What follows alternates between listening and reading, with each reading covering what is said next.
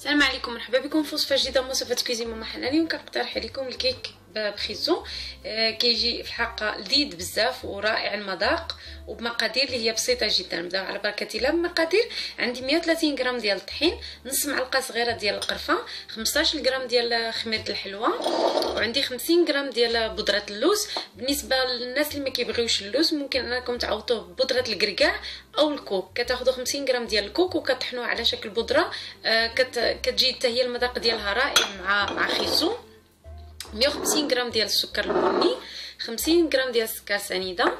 عندي هنايا 4 ديال البيضات، فرقتهم البيض على الصفر بوحديتهم.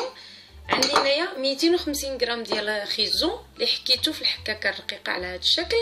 عندي 150 ملل نتاع الزيت وقبصه ملح. بالنسبه للتزيين غادي نعطيكم مقادير بلاتي حتى نصايبوا لو كيك. ندوزو للتزيين. غادي ناخذ واحد الاناء غادي نغربل فيه الطحين، الخمير،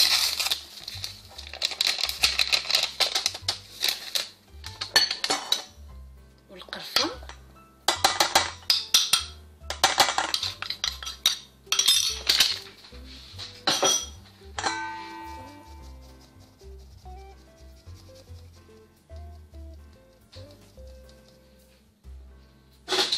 غادي نضيف ليه بودره اللوز،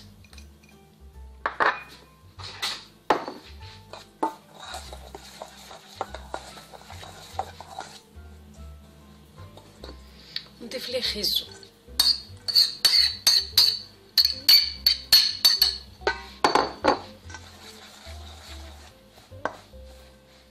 نحركو ونخليه على جنب لان داك البيض غادي نطرب الصفر بوحدو، غادي نطرب البياض بوحدو.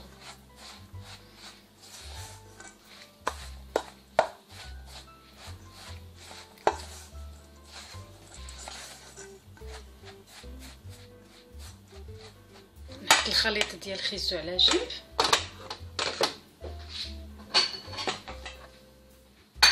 غادي ناخذ واحد الاناء اللي غنطرب فيه الصفر ديال البيض مع ديك 50 غرام اسمحوا لي مع 150 غرام ديال السكر البني، لان ديك 50 غرام ديال السكر سنيده هذيك غادي نضربوا بها البيض البيض.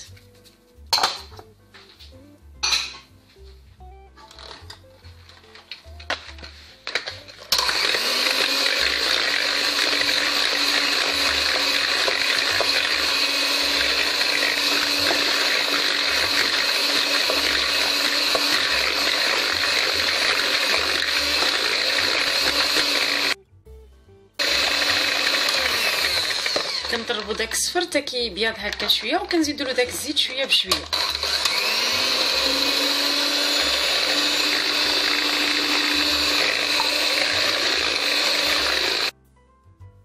كيولي على هذا الشكل غادي نحطو على جنب وناخذ واحد الاناء اخر. غسلت دوك الرجيلات نتاع الباطون مزيان ونشفتهم مزيان من الماء. غنزيد البياض البيض، ندير معاه واحد قبصه ملح، وغادي نطربوه حتى يطلع حتى يدير ديك الكشكوشه الاولى. عاد نزيد له سنيد.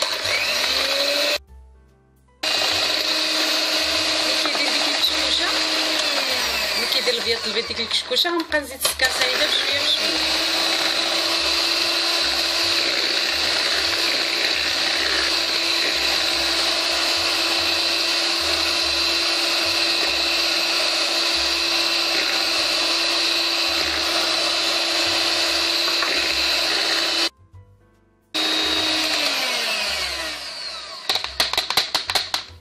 كيطلع داك البيض البيض مزيان.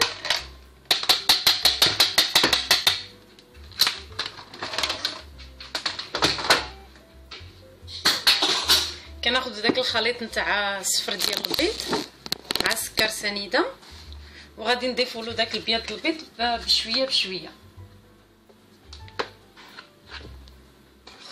ونحاولوا نحركوه غير باليونه باش ما نطيحوش داك البيض البيض.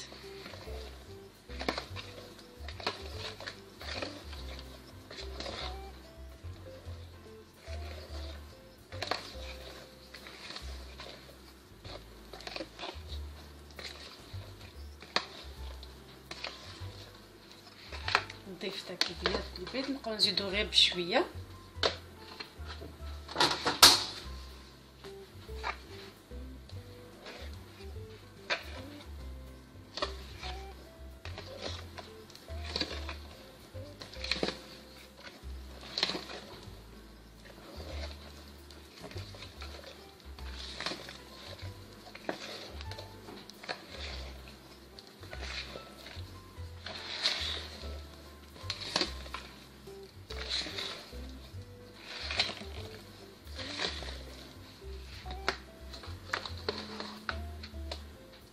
ونستمر في نفس الطريقه حتى نكمل داك البيض كامل.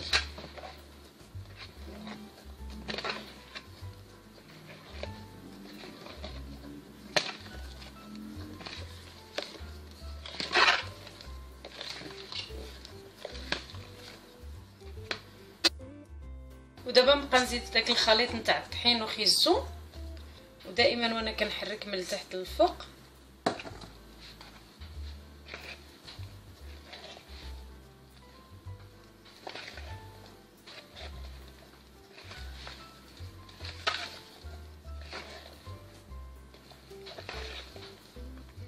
الفران سخنتو على 170 درجه، غادي ندخلوها تقريبا من 40 حتى 45 دقيقه حتى طيب على خاطرها.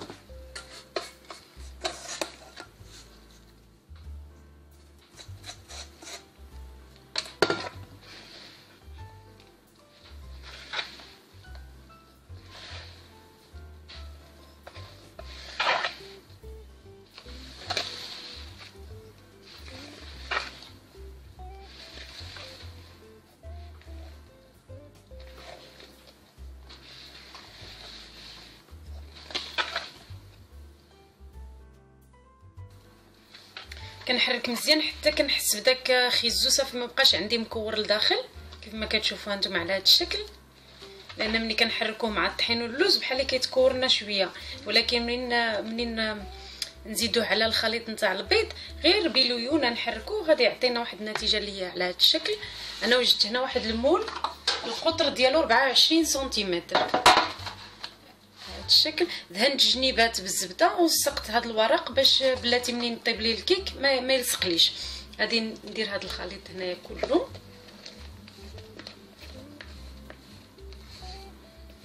وغادي ندخلها للفران كيف ما قلت لكم سخن على 170 درجه، غادي طيب بين 40 حتى ل 45 دقيقه.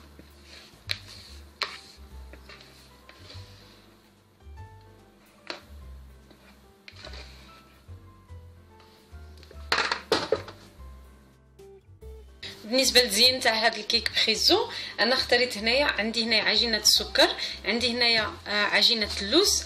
غادي نديرو واحد على شكل خيزو صغيور هكا، غادي نوريكم كيفاش نديروهم. عندي الفوندون اللي غادي نسخنو بلاتي حتى توجد لي الكيك باش نزين به الكيك، وعندي الناباج اللي غادي نسخنو غادي ندهنو الاول على الكيك عاد غادي ندهن الفوندون. هاد الناباج بزاف ديال المرات كندوقو هذاك الكيك نتاع خيزو كيجينا بحال اللي ناشف من الداخل، مي الا استعملنا الناباج على الوجه ديالو كنخليه يشرب على خاطرو كيعطينا واحد النتيجه اللي هي زوينه.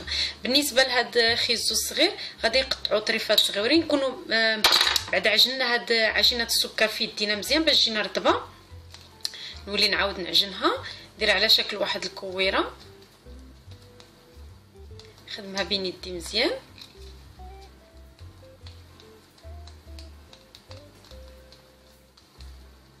هكذا. غادي نكورها ونجي لهنا بين يدي ونبقى ندير لها على هذا الشكل باش نعطيها الشكل نتاع خيزو. هذا الشكل هانتوما كما كتشوفوا. كنجي لهنايا ونبسط لها هذا الراس ديالها وكندير واحد الخطيطات اما بالسكين ولا باي حاجه عندكم باش نعطيو داك المنظر نتاع خيزو. نجي لهنا ندير واحد الفراغ باش غادي ندخل فيه شويه من هذا العجين الاخضر باش نعطيولو الشكل نتاع وريقات. هذا الشكل هكذا، وغادي ندخلو هنايا في داك الفراغ اللي درنا. نجي لهنايا بالسكين ونقسم.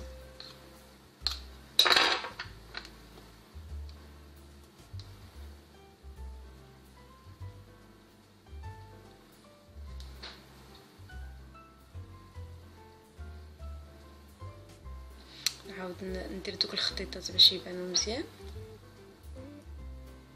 وكان هذا هو الشكل النهائي ديالو. بها كنزينو هذيك الكيك نتاع خيزو على هذا الشكل. كنديرو تقريبا واحد 8 ديال الحبات، نزيد لكم وحده اخرى. نديرو 8 ديال الحبات باش نستفوهم على لو كيك من الفوق. كنا كنعجنوا داك العجين ديال السكر مزيان، ونحاولوا منين نديروهم متساويين، ما نديروش شي كبير شي صغير. كنكوروهم مزيان، كنجيو لهنا لتحت نعطوهم الشكل نتاع خيزو على هذا الشكل. نجي لهنا نبسط لها الراس ديالها وكندير دوك الخطيطات باش نعطي الشكل ديال الخيزو. كنديروا داك الفراغ هنايا بهذا الشكل، وندير شويه ديال عجينه السكر الخضراء.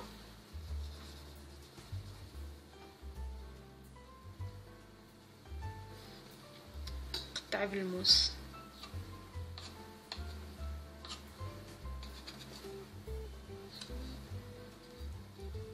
باش نعطيه الشكل نتاع وريقات.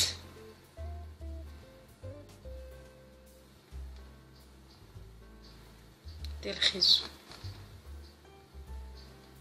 على هذا الشكل، ونستمر حتى نكمل تقريبا 8 ديال الحبات.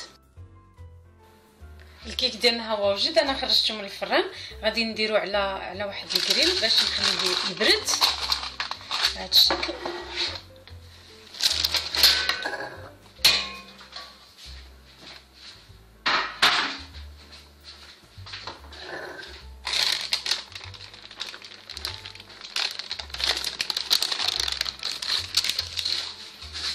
وجدت هنايا الناباج غادي ندهنو به ونخليه محدو سخون. خصو يتدهن بالناباج باش يشرب لنا داك الناباج مزيان.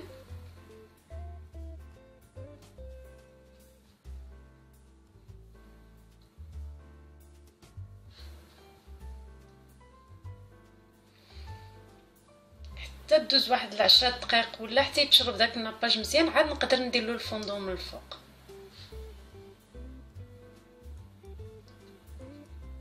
بالنسبه للفوندون الناباج كيبقى دائما نوع من انواع التزيين، ممكن انكم تستغناو عليه، تكتفيو غير بشويه ديال السكر كلاصي.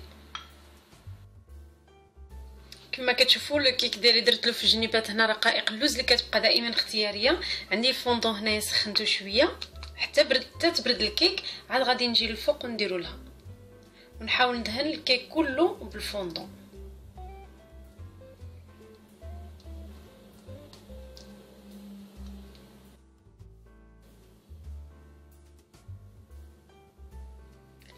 كما كتشوفوا انا حتى دهنتها مزيان بالفوندون، وغنجي للوسط درت داك الخط ونعاود نولي نقسمها عاوتاني في الوسط. ماشي نقسمها تقريبا، راه كنقسم غير داك الفوندون صافي. كندير واحد الخيط نعاود نديرو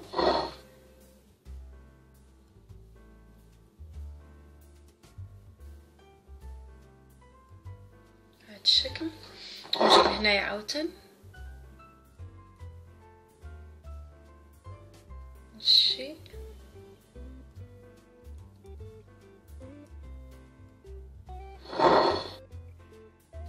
كنقسمها تقريبا على 8 ديال الطروفه، وكنجي لهنا وكنزين بداك الخيزو اللي درت قبيله عليه الشكل ديال الخيزو.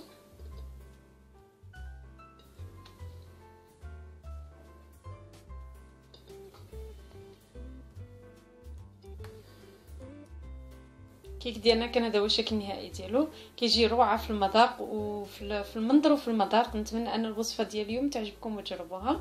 ما نساوش ديروا جيم لا فيديو، ولا بغيتو مزيد من وصفات مالحين وحلوين زوروا الصفحه ديالي على الفيسبوك كوزين ماما حنان، وبصحه وراحه.